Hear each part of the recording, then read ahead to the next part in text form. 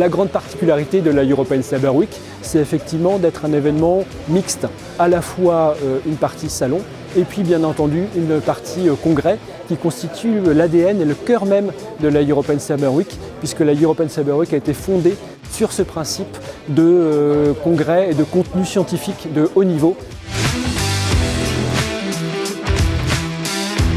Le pôle d'excellence cyber est le résultat de la volonté conjointe du ministère des Armées et de la région Bretagne de créer une enceinte de décloisonnement afin que différents membres dédiés aux activités de cyberdéfense et de cybersécurité puissent parler ensemble, un langage commun et faire naître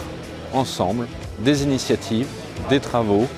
pour appuyer le développement d'une filière de cybersécurité et de cyberdéfense dans un environnement de confiance au niveau national et ensuite avec un rayonnement international.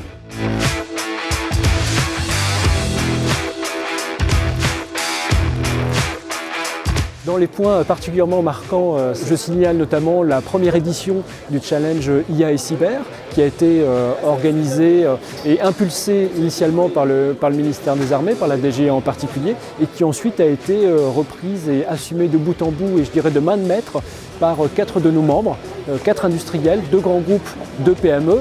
Airbus Cybersecurity Thales et puis Amosis et Ediatim. Et c'est le premier challenge de ce type-là en Europe.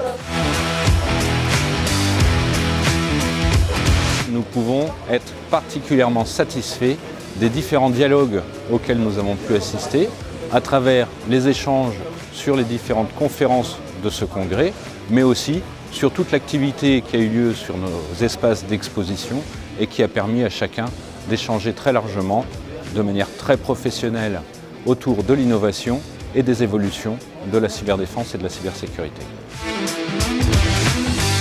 Nous avons eu le plaisir de recevoir 3500 à 3700 participants sur l'ensemble de nos sessions, ce qui représente une augmentation de plus de 70% par rapport à l'édition de l'année dernière. Donc nous en sommes évidemment ravis, d'autant plus que nous pouvons effectivement revendiquer cette étiquette européenne puisque nous avons reçu des visiteurs et des délégations de 14 pays. Nos intervenants et partenaires sont unanimes pour dire que nous avons des visiteurs qui sont extrêmement qualifiés. Donc tout ça va nous donner des perspectives de développement pour la European Cyber Week 2020.